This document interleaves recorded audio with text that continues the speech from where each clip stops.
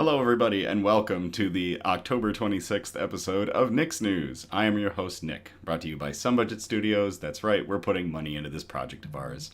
We're live every Sunday, and I thank you all so much for tuning in or catching the replay on the Nick's News YouTube page. This is a program dedicated to bringing good news to counter all of the bad news that we are bombarded with on a daily basis, with the hope of bringing a little bit of joy back to the world. Several of our articles are pulled from sites like goodnewsnetwork.org and goodgoodgood.co, but we appreciate everything sent in by you, the Nick's Newsies. Hello, Charlie. Hello, Christian. Hello, everyone. I'm back in here for once. Very great. Thank you. Glad to have you with us, Christian. If you noticed my dour mood, it'll become apparent soon, because we'll get into the news brew. Why do I do this to myself? I will probably never know. You all revel in my suffering, so here it is, the once-a-year pumpkin beer episode, the dreaded pumpkin beer. Tonight, we crack open New Holland Brewing Company's infamous Ichabod's Revenge. Come on, camera.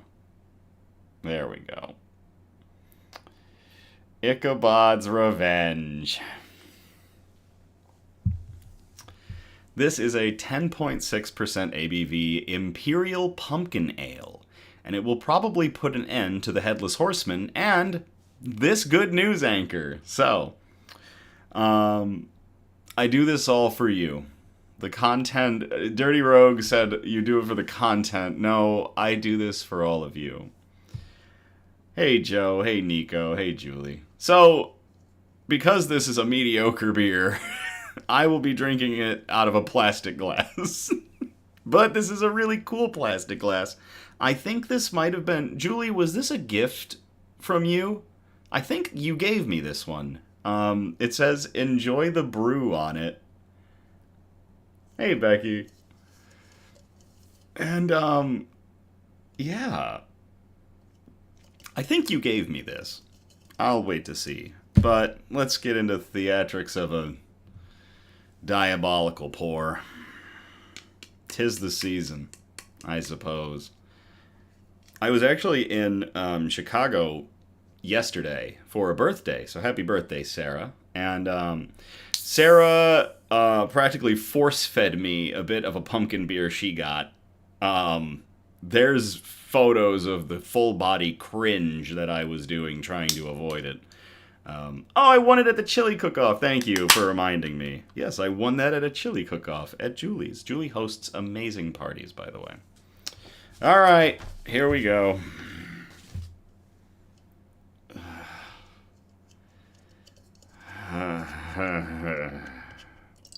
Oh, no! Oh, I can smell it.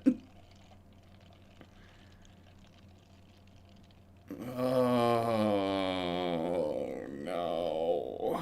Oh, dear God in heaven. There is no God.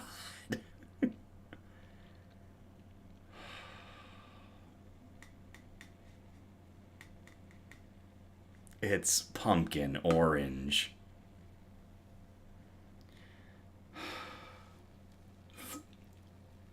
Oh! That's the worst one yet.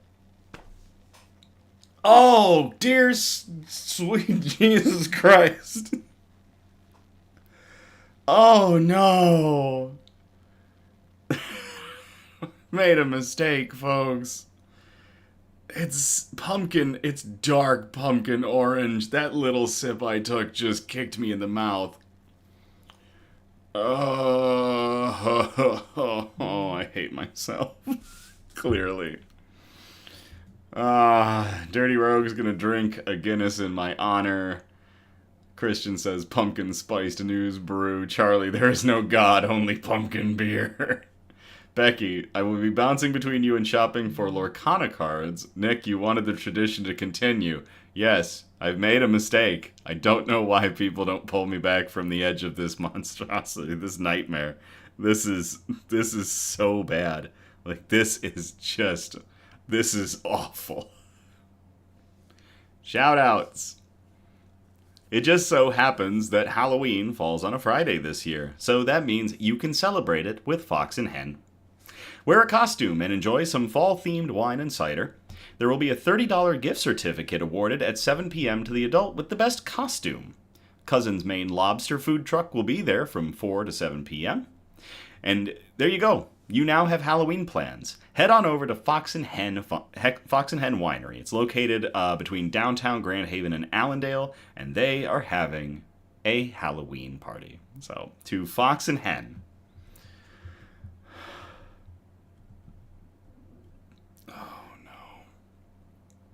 Cheers. Ugh.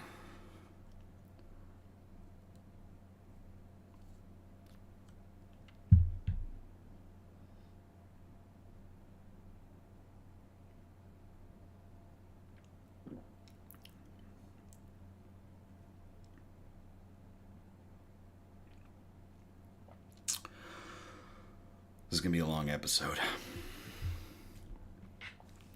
Journey Church in Conway, New Hampshire, has asked us to let you all know that they will be hosting a trunk and treat on October 31st.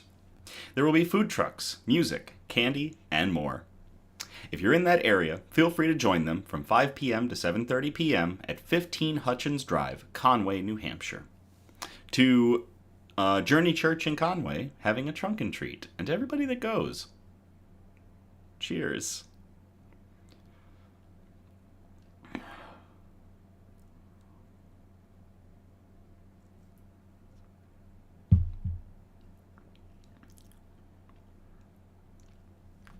You ever, look at a battery, like a car battery, and maybe it's got, a lot of corrosion on a lead on it? And do you ever think, I want to drink that? Ugh.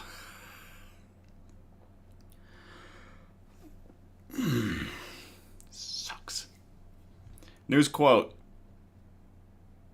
It's a matter of taking the side of the weak against the strong, something the best people have always done. That comes from Harriet Elizabeth Beecher Stowe, who lived from 1811 to 1896, who was an American abolitionist and an author of Uncle Tom's Cabin, which depicts the harsh conditions experienced by enslaved African Americans. And I really like that quote. Because there are a lot of folks that don't have the strength of numbers or the strength of, personality or the strength of just strength on their side to be able to, withstand the slings and arrows. So for those of us that are strong, it's important that we are helping these people around us. So it's a matter of taking the side of the weak against the strong, something the best people have always done. To Harriet Beecher Stowe, cheers.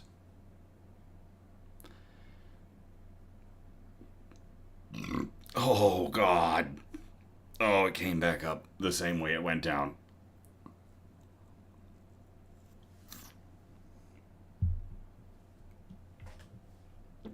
I don't want to swallow it every time. I don't want to swallow it. Julie says, Nick, make a Constitution saving throw. Followed up by a willpower saving throw. Julie, I failed both. Charlie says, you can see part of his soul shrivel. I think it's just getting clipped. I think parts of my soul are getting clipped with each swig of this beer. The rolls are at disadvantage. Oh. Dirty Rogue says, take a D12 bardic inspiration for that saving throw, sire. There aren't enough die in the world to save me from this. I've done it to myself. Bug update. Ugh. It seems Elmira might have gone back into hibernation already. I haven't seen her for a bit, and there's no way for her to get out, so that's telling me she's probably back in her burrow. I did let it get cold one day, down into the low 70s, high 60s, and I think that might have triggered her time to go back into her long sleep mode. Ripley's doing well, scuttling around, enjoying the limelight of their new home, and they seem to be good. The roaches are fantastic too. They have really nice little cuddle puddles where they're all just kind of clumped up. I'll get a picture of it probably for the Tuesday bug post on Instagram. Sue was out earlier when I looked in. Like, he was completely out of the hide, so I'm hoping that his scared ass will come walking around in that far tank back there. So keep an eye out. If you see the big scorpion start to move around in there, please post Sue in the chat. Okay, our broadcast is broken up into, well, it's time to get into the good news. And our broadcast is broken up into 4 major categories, and those categories are science and technology, health and medicine, flora and fauna, aka plants and animals, and wholesome notes, the really nice articles that we like to end on. So we're going to start off in category 1, science and technology. We've got one article in this section, and we called it, "It's Elementary, My Dear Watson." I will copy and paste this into the chat if y'all want to read along with me.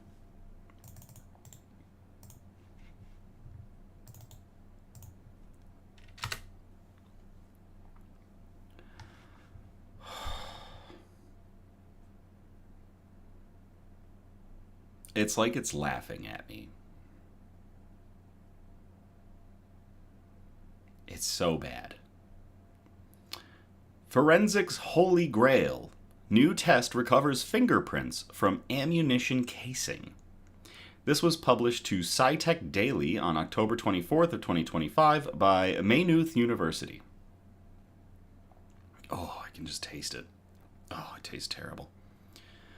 A groundbreaking technique that can recover fingerprints from fired ammunition casings, something long considered nearly impossible, has been created by 2 scientists in Ireland. Dr. Ethne Dempsey and her former PhD student, Dr. Colm McKeever, from the Department of Chemistry at Maine University, developed an innovative electrochemical approach that can reveal fingerprints on brass casings even after they have been subjected to the extreme heat generated when a gun is fired. Julie and Becky both saying, "I got this." Thank you both. I need the encouragement. For decades, forensic experts have faced major challenges in retrieving usable prints from firearms because the high temperatures, friction, and gases produced during firing typically destroy any biological traces. As a result, offenders have often felt confident that leaving behind casings would not link them to a crime scene. The holy grail in forensic investigation has always been retrieving prints from fired ammunition casings, said Dr. Dempsey. Traditionally, the intense heat of firing destroys any biological residue. However, our technique has been able to reveal fingerprint ridges that would otherwise remain imperceptible. The researchers discovered that by coating brass casings with a thin layer of specialized materials, they could expose hidden fingerprint ridges. Unlike traditional methods that rely on harsh chemicals or complex equipment, this new technique uses safe, easily accessible polymers and very little energy to produce visible prints within seconds. The process involves immersing the casings in an electrochemical cell containing specific chemical compounds. When a small voltage is applied, the chemicals in the solution are drawn to the surface, depositing material between the fingerprint ridges and forming a sharp, high-contrast image.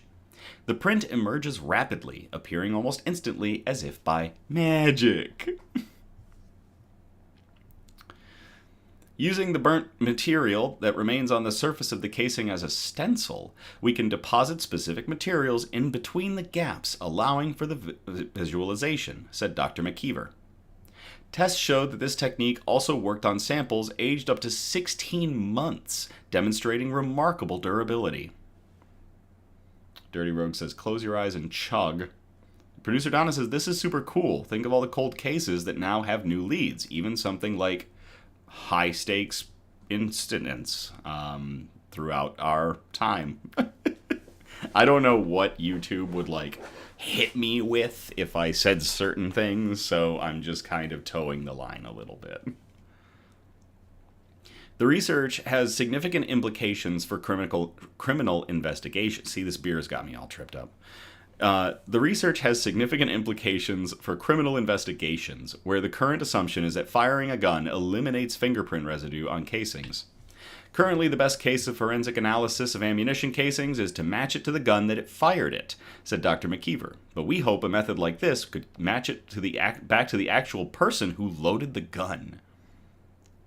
The team focused specifically on brass ammunition casings, a substance that has been traditionally resistant to fingerprint detection and is the most common type of material used globally. The researchers believe that the test for fingerprints on brass they have developed could be adapted for other metallic surfaces, expanding its range of potential forensic applications from firearm-related crimes to arson. This technique uses a device called a potentiostat, which controls voltage and can be as portable as a mobile phone, making it possible to create a compact forensic testing kit. So can you imagine deploying this and just finding prints that were never able to be found? That would be pretty cool. With this method, we have turned the ammunition casing into an electrode, allowing us to drive chemical reactions at the surface of the casing, said Dr. McKeever. While promising, the new technology faces rigorous testing and validation before it could potentially be adopted by law enforcement agencies worldwide. There is a reference to the article. It is electrode deposition of redox materials with potential for enhanced visualization of latent finger marks on brass substrates and ammunition casings. And it was published on April 19th of 2025 in Forensic Chemistry. That is really cool. To Drs. McKeever and Dempsey in Ireland for producing a way to find fingerprints on spent brass casings from firearms, something that hasn't been done before. Cheers!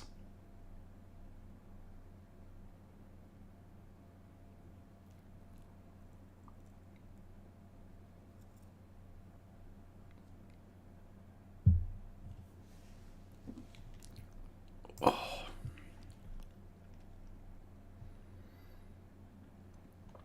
Okay. That's going to get us out of science and technology. We're going to move on to category 2, health and medicine. We've got 2 articles in here. We call the first one, Turn the Page.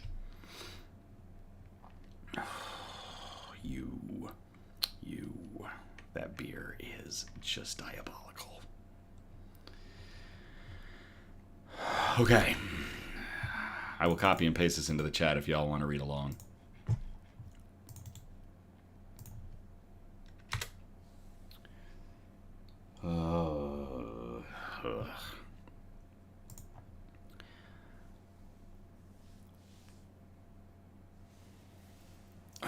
New eye implants combined with augmented reality glasses help blind people read again in small trial.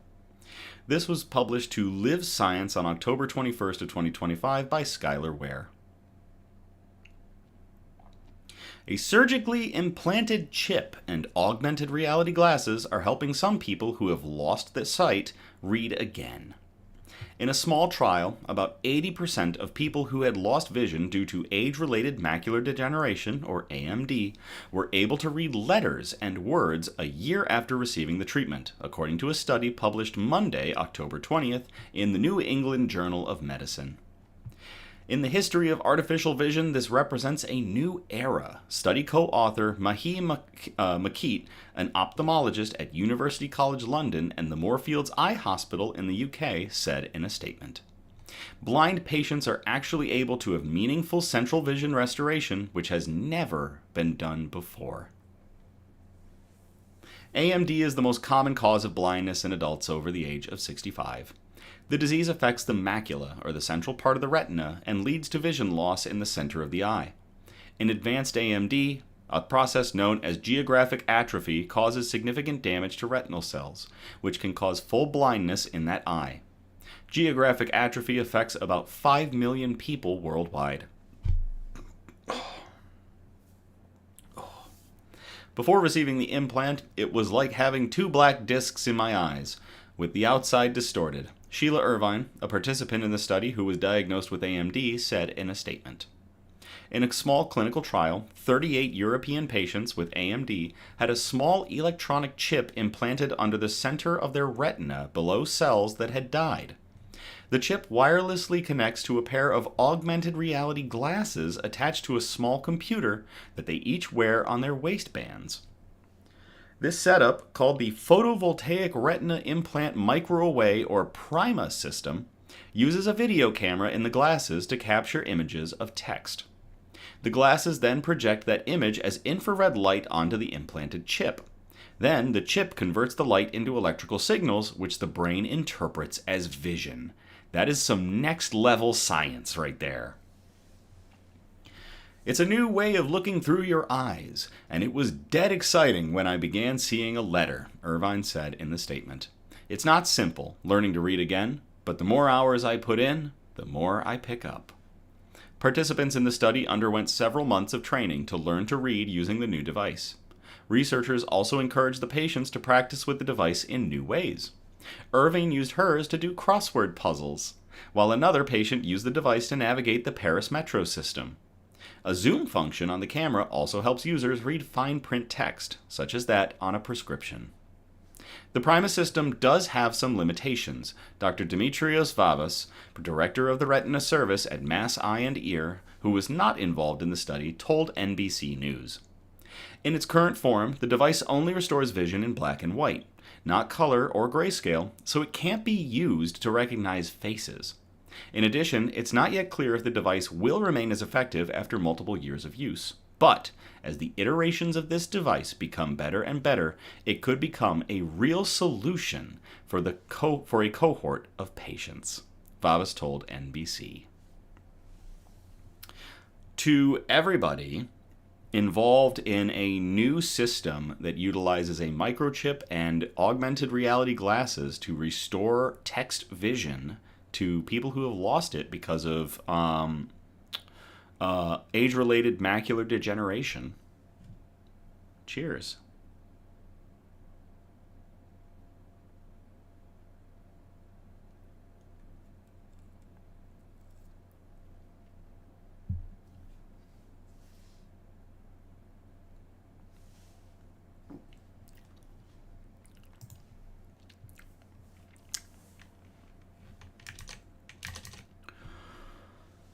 Ugh.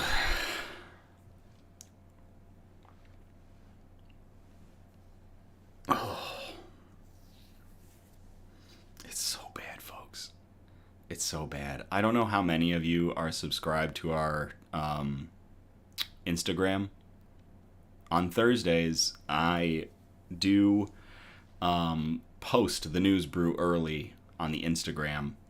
I don't know how many of you check it out or maybe picked this beer up to have alongside me. I hope none of you did.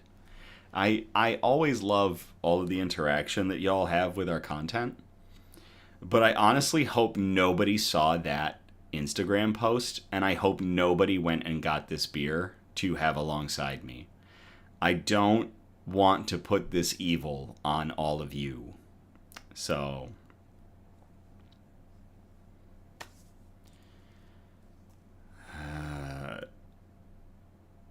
producer Donna says, "This is my revenge for all the crap you pull the rest of the year." Thanks, producer Donna.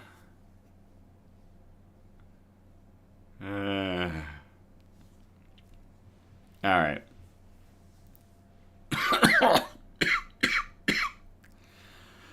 It's trying to kill me, folks.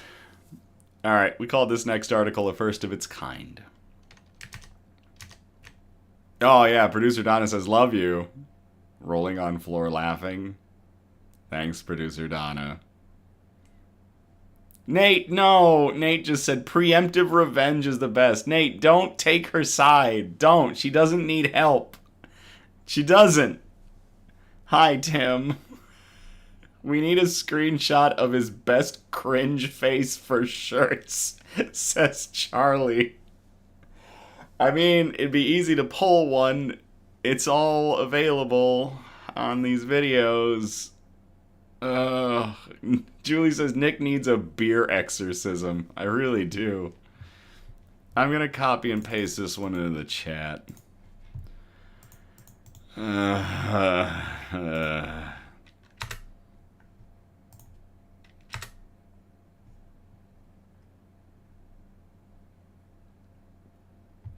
Oh, gosh. No, Becky, no. Becky just said if I could drink beer, I would try. No, Becky, I don't wish this evil on my. I don't even have enemies, and if I did, I still wouldn't wish this beer on them. This is just diabolical. Ugh. And it's nothing against New Holland. Like, New Holland makes solid beer, and I'm pretty sure if people like pumpkin beer, they'll like this. The problem today is I don't. So, I'm just gonna suffer. Alright.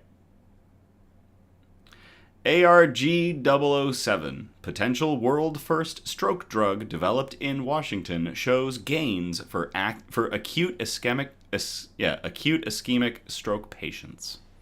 This was published to the it's not Washington, it's West Australia, because this was published to the West Australian on Friday, October 17th of 2025 by Claire Sadler. A holy grail drug developed in West Australia is showing early signs of helping stroke patients think more clearly, regain independence, and enjoy a better quality of life. Perth-based biotechnology company Argenica Therapeutics has trialed a neuroprotective drug designed to protect the brain immediately after an acute ischemic stroke. The drug, known as ARG-007, has shown encouraging improvements in cognition, independence, and daily activities and overall quality of life in its phase 2 trial. It could become the first of its kind to directly protect brain tissue while patients undergo surgery to remove clots following a stroke. A sample of patients from hospitals across the country, including Sir Charles Gairdner and Fiona Stanley hospitals, were given the drug after suffering a stroke, and they were compared against a placebo group. Argenica managing director and neuroscientist Liz Dallimore said ARG-007 worked by stopping brain cells from dying. One of the main things that happens when someone has a stroke is that channels on the brain cells start opening up and calcium floods in, causing brain cells to die or start being compromised, she said. Our drug essentially stops that process. It works in a whole raft of different ways to protect the brain cells from not only dying, but also stopping inflammation that happens post that injury. Cognitive impairment is common after stroke and is often described as the injury of greatest concern for stroke sufferers. The study found at 90 days after a stroke, 58% of treated patients returned back to a normal level of cognition compared to 35% of placebo patients. Improvement in independence, including feeding, bathing, dressing, and walking, increased by more than 13%, while placebo patients' independence decreased by almost 9% between day 30 and day 90 of recovery. Patients' quality of life was also high among those who had taken the drug, with the strongest benefits observed in patients at highest risk of severe brain injury after a stroke. The primary outcome we were looking at was safety, and we showed that the drug is well tolerated in stroke patients, Dr. Dallimore said. We're pretty excited that we're actually seeing these trends, even though the patient numbers are small, so it's definitely pointing in the right direction, which is really encouraging, they added. Oh, and they kept going. Neuroprotection is the holy grail of stroke treatment, and we are one of the companies the furthest progressed in terms of really cracking this and getting a neuroprotective drug on the market, which is exciting. The next step for Argenica is a further trial showing what type of stroke sufferers would benefit the most from the drug. To everybody involved with this at Argenica, Argenica Therapeutics and the production of ARG-007, which protects the brain from folks who from further damage incurred after a person has a stroke. Cheers.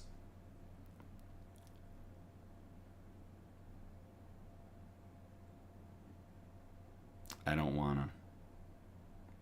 I don't wanna. I don't wanna drink this.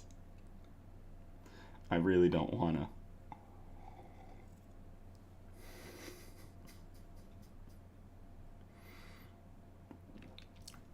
to. In Chicago, we went to like a brewery that was, it was mid. It still wasn't this. It wasn't this. Make it a good one. You can do it. Charlie, what are you talking about? I can't change the beer. I can't be like, bam, you're a stout. Bam, you're a porter. Bam, you're not pumpkin. I can't. I have no power. I can't make it better. The only way to make it better would be to just dump some other beer into this to the point where it's just spilling all over my keyboard and everything and just drown it. But that's not going to happen. Oh, rant over.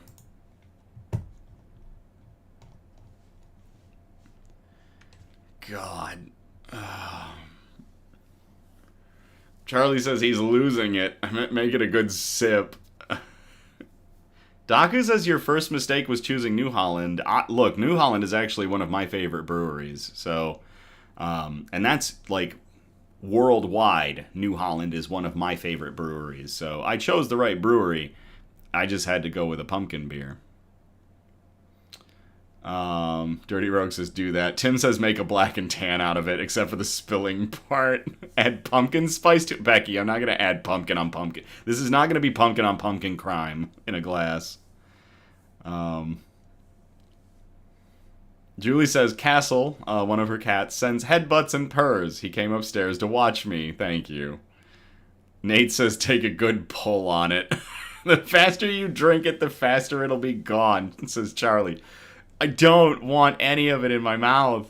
It's so bad. It's so bad.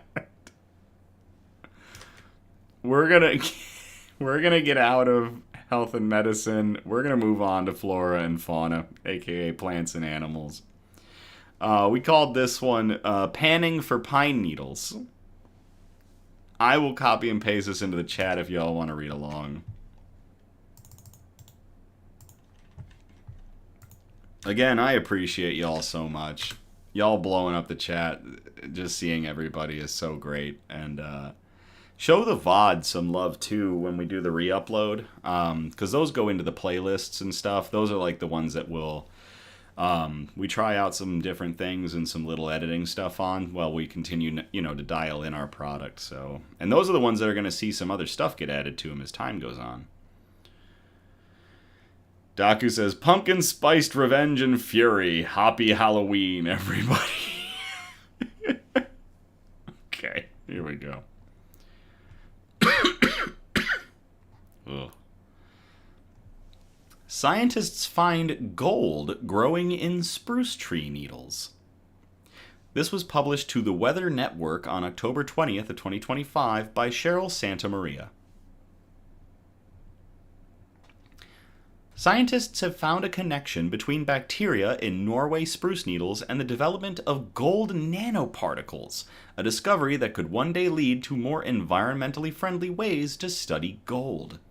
The findings are detailed in a paper in the journal Environmental Microbiome. For their paper, experts from the University of Oulu and Geological Survey Finland analyzed 138 needle samples from 23 spruce trees situated on the Katia gold mine in Finland. They found gold nanoparticles surrounded by bacterial biofilms in 4 of them. Scientists have known for some time that through oxidation, mineral deposits release ions and bacterial activity that migrate to the soil. Because of this, traces of different types of metals can be found in the plants and snow. Plants also host microbes. It's believed that the microbes help with a plant's biomineralization, i.e., the process in which a plant creates minerals that help it survive. The new research suggests that during biomineralization, substances like gold can accumulate and solidify in plant tissues and form parts of its defense mechanisms, although this process is not fully understood. Our recent study provides preliminary evidence of how gold moves into plant shoots and how gold nanoparticles can form inside of needles, lead author and postdoctoral researcher Kaisa Lehojma from the University of Oulu, Finland, said in a statement. In the soil, gold is present in a soluble liquid form. Carried by water, the gold moves into spruce needles. The tree's microbes can then precipitate this soluble gold back into solid nano-sized particles. The gold is invisible to the naked eye, measuring a millionth of a millimeter. That makes it too small to be harvested for commercial use, but the discovery could benefit geologists. This suggests that these specific spruce-associated bacteria can help transform soluble gold into solid particles inside the needles. This insight is useful since screening for bacteria in plant leaves may facilitate gold exploration, Dr. Lahosma says. Metals can, for example, precipitate with moss tissues. Studying biomineralization also allows us to explore how bacteria and microbes living in aquatic mosses can help remove metals from water. That's really cool. To everybody involved in this study in Finland, at the University of Oulu and Geological Survey Finland, finding gold nanoparticles in spruce tree needles. Cheers.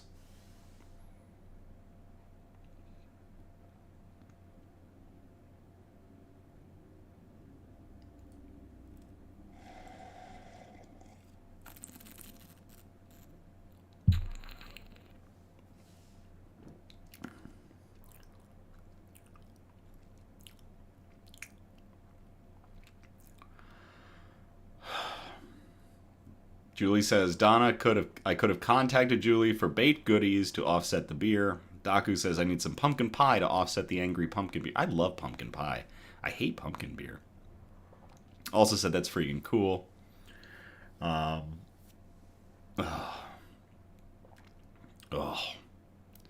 So a black and tan is a mixed beer drink, effectively, where you layer one beer on top of another because of the wonderful properties of density.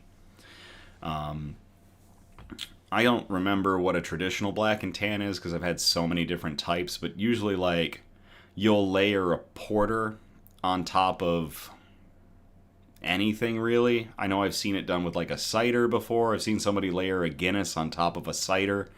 I've seen people layer porters on top of Yingling. Magners. Nate says Magners, not just any beer. Magners. So, yeah, so you layer Magners. Yeah, so it looks really cool, and it drinks really well, so. Ugh. Ugh. Ugh. There might have been a reply in there. I can see the base chat. I can't see replies in chat. I'll bet if I looked at the... It actually doesn't pop up in that one either. Alright.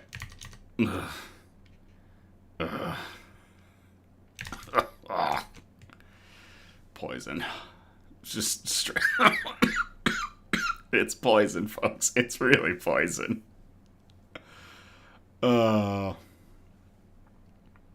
Becky says, you're so smart. Thanks, Nick. Becky, I've just had a lot of beer in my life. All right. We're going to get out of flora and fauna. We're going to move on to category 4 already. The wholesome notes. This first article we called It Takes a Village. And I will copy and paste it into the chat here for y'all to read along if you'd like. Charlie says, don't eat the bear meat.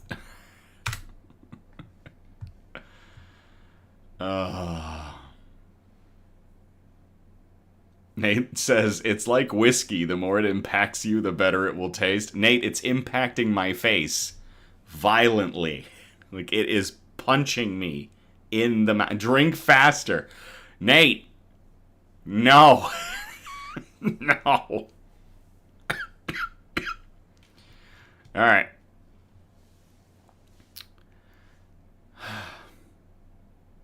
Christian Bale is set to open a village in Los Angeles to house foster siblings together.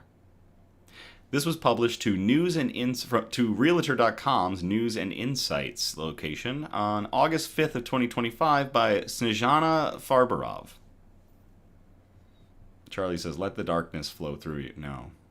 No, the darkness will be when I go back to drinking stouts. Academy Award-winning actor Christian Bale is getting closer to fulfilling his 17-year dream of building a village outside of Los Angeles where foster siblings could live together without facing the threat of separation.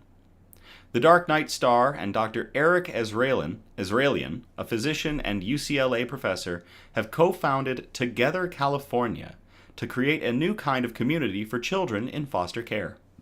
Oh, God.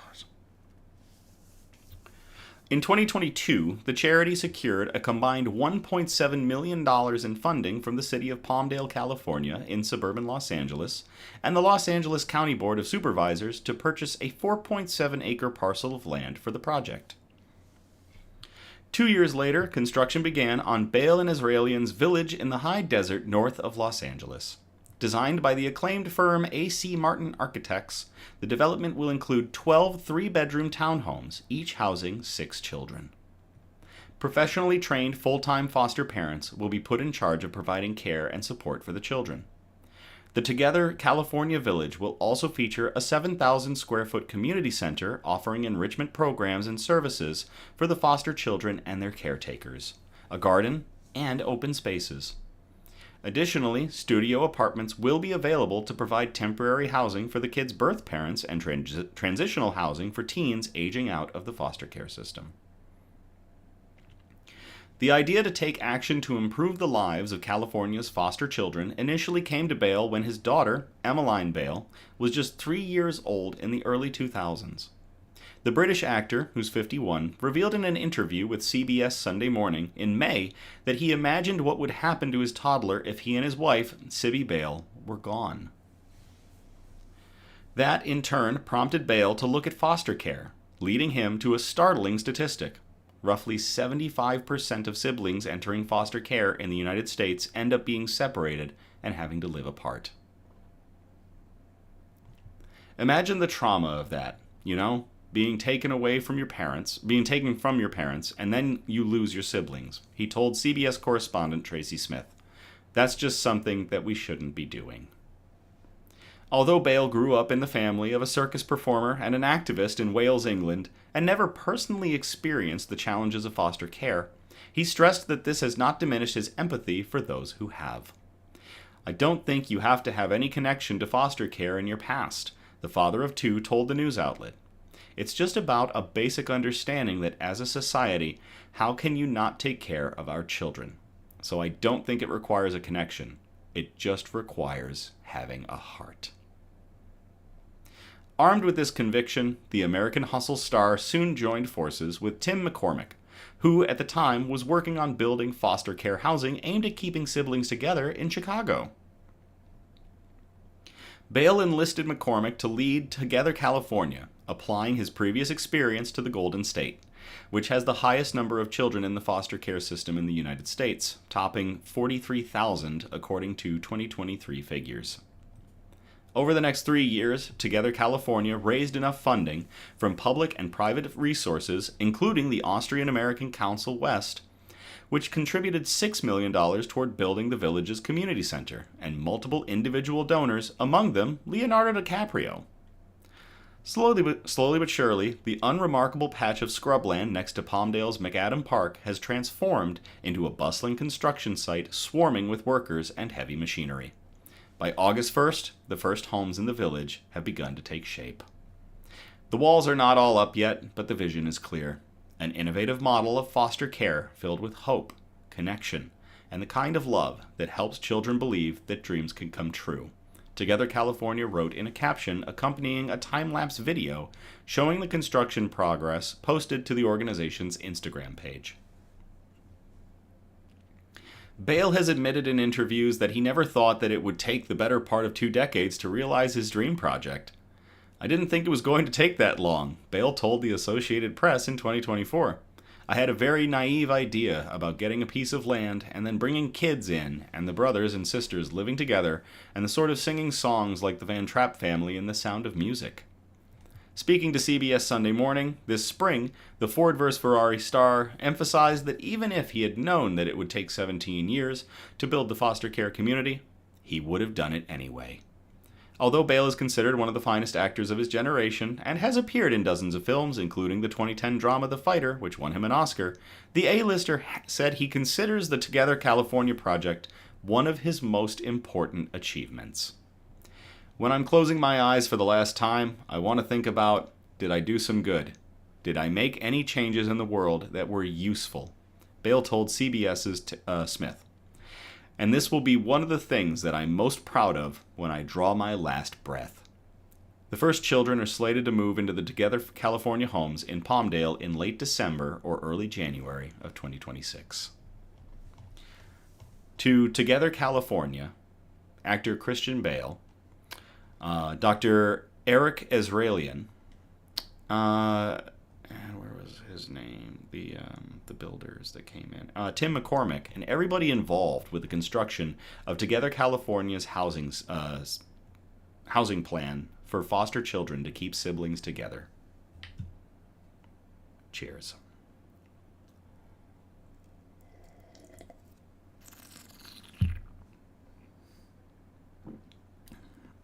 Ugh. Becky asks, they build the homes, but who will take care of them? So they mentioned in the article that there will be professionally trained full-time foster parents.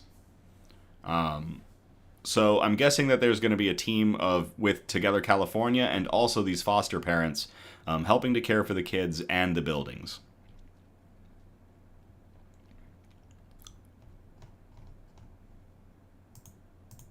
That's a good one. That's not. All right. Our last article of the night is a heckin' good boy article, and I love this one. I actually watched the video that inspired this article. I highly recommend, if you get a chance, you watch the video. Nate says, one of the biggest issues with foster care is that they have nowhere to go when they are 18. That is true. Becky says, tissues. I don't know. The video, if you watch the video, yeah, have some tissues ready. The article, I'm not quite sure. I'll copy and paste this into the chat so y'all can read along.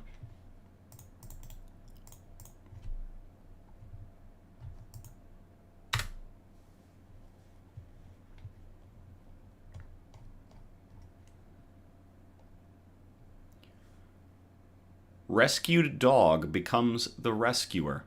Family pup saved from a shelter guides officer to missing grandmother. This was published to goodnewsnetwork.org on October 18th of 2025 by Nathan Frederick. Once upon a time, this dog had been injured and helpless, but a Florida rescue shelter never gave up on him. Now, it was his turn to return the favor. Back in 2019, Eeyore the dog had been hit by a car and taken to L&R Rescue near Pensacola with a badly broken femur. Euthanasia was discussed, but the organization opted to pay for an expensive surgery to repair the bone instead.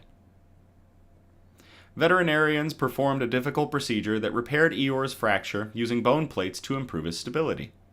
He stayed in the shelter until his pain subsided, and he was able to walk again on his own. In all, the rescue spent thousands on Eeyore's recovery. And last month, the investment in Eeyore paid dividends. At around 10:30 p.m. on September 25th, a distraught elderly man called the Okaloosa County Sheriff's Office because his wife was missing. She had been out walking Eeyore, a grand dog that belonged to their son. 30 minutes passed, then an hour, and she still hadn't returned. Deputy Devin Miller soon arrived on the scene to take his statement. She never takes more than 10 or 15 minutes. It's almost an hour now, the man told Miller in body camera footage that was released by the department. And the video is below in the article if you want to watch it. Again, I highly recommend you do. Maybe have some tissues. Daku says, and the Best Boy Award goes to. Miller got a brief description of the woman and Eeyore and went back into the dark to search. Eeyore showed up within minutes, trotting out toward her patrol car. Hi, baby. Where's your mama? Deputy Miller cooed. Eeyore seemed to understand the command and quickly turned to lead Miller across a yard, past a house, and onto a golf course in back. Just a few feet away, the woman was lying on the sidewalk. The 86-year-old was in the midst of a medical emergency, though was alert and conscious. Deputy Miller told her that Eeyore guided her the whole way there. I was in front of that house right there, and then the dog ran up to me. The dog brought you? The elderly lady asked. He wouldn't leave. He kept coming back to me. And I'm not even his owner. I am his grandmother. Oh, you're such a good boy, Miller said to Eeyore. Paramedics arrived soon afterward and transported the woman to the hospital, where she was on track to a complete recovery. The Okaloosa County Sheriff's Office eventually shared the footage on social media, where Eeyore tallied up many good boys, likes, and positive comments. Media requests about Eeyore's story poured in from across the world, as people wanted to learn more about the heartwarming story and the animal shelter's compassion. The rescued dog became the rescuer. What a good boy indeed. To Eeyore, the rescued pup that survived being hit by a car, to Eleanor Rescue that decided not to euthanize him and instead put up a ton to see him reach recovery, and especially back to Eeyore for saving his owner's mother, effectively saving his grandmother.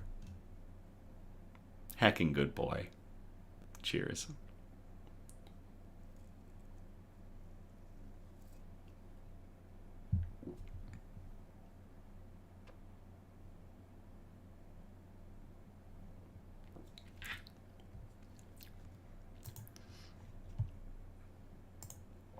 Oh.